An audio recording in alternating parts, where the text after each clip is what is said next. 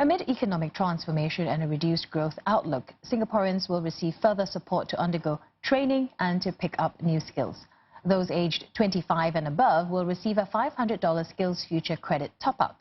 People between 40 and 60 will get an additional $500, and there will also be more incentives for firms to hire and train older workers. Kelly Wong reports. Boosting employability will start from even before one lands a job. To prepare Singaporeans for a global economy, local students in tertiary institutions can look forward to more overseas opportunities. That's with the new 70-70 target, which aims to give 70% of local graduates overseas exposure, 70% of which are in ASEAN, China or India. For those already working, the next phase of SkillsFuture will boost support for employees and employers. Singaporeans aged 25 years and above will receive a $500 SkillsFuture Credit top-up from 1st October this year.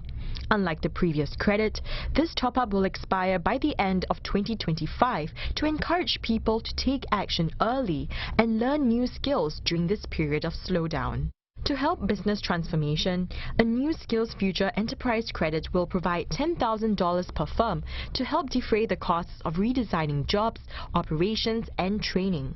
More than 35,000 companies, mostly small and medium enterprises, are expected to gain from this. Firms will also work more with institutes of higher learning to more than double the capacity of SkillsFuture work-study programs by 2025, allowing local students to learn in a real work setting. The target is almost triple the proportion of students on this pathway, 12% from the current 3.5%. Apart from a general focus on the workforce, special attention is also given to mid-career switchers. Some workers in their 40s and 50s have not seen any job or career changes since leaving school or had a chance to upskill earlier. But they are now facing greater competition from younger workers and workers overseas. I understand their anxiety. At the same time, with broader global shifts, exciting jobs will emerge. Our mid-career workers can seize these opportunities and do better for themselves and their families. The new SkillsFuture Mid-Career Support Package will provide an extra $500 SkillsFuture Credit top-up for those aged 40 to 60 this year. This sum will expire in 2025. There will also be more spaces on retraining programs and a hiring incentive for companies that hire local job seekers aged 40 and above through a reskilling program, amounting to 20% salary support for 6 months, capped at $6,000 in total.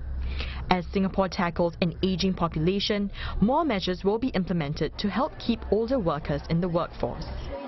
A senior worker support package will be introduced to encourage firms to hire older workers. Measures include wage offsets for firms hiring local workers aged 55 and above. The government will also pay half the cost of the increase in employers' CPF contribution rates in 2021, and grants for companies who raise their retirement and re-employment age ahead of official changes, as well as those who offer part-time re-employment for older workers. We support workers' aspirations to work longer. We hear employers' concerns. As part of our unique tripartite system, the government has stepped up to support both our workers and our enterprises. Developing the Singapore workforce is part of the government's transformation and growth strategy, which will see an overall commitment of $8.3 billion over the next 3 years. MP Patrick Tay has welcomed the SkillsFuture support to help workers train and keep their jobs. The challenges come at a time when the country is grappling with the impact of COVID-19 and an economic slowdown.